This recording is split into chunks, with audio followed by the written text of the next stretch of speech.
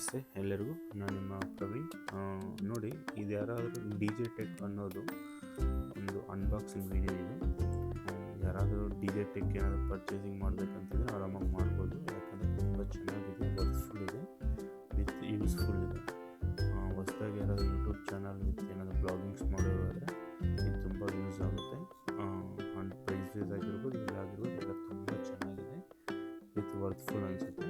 With quality also ತುಂಬ ಚೆನ್ನಾಗಿದೆ. With using ಬಂದ್ಬಿಟ್ಟು ತುಂಬ ಆ್ಯಕ್ಚುಲಿ ಇದು ನಾನು ಪರ್ಚೇಸ್ ಮಾಡಿದ್ದು ಬಂದುಬಿಟ್ಟು ಚಿಕ್ಕಪೇಟೆ G2 ಪ್ರಾಡಕ್ಟ್ಸ್ ಅಂತ ಒಂದು ಶಾಪ್ ಇದೆ, ಅದರಲ್ಲಿ ಬಂದುಬಿಟ್ಟು ನಾನು ಪರ್ಚೇಸ್ ಮಾಡಿದೆ.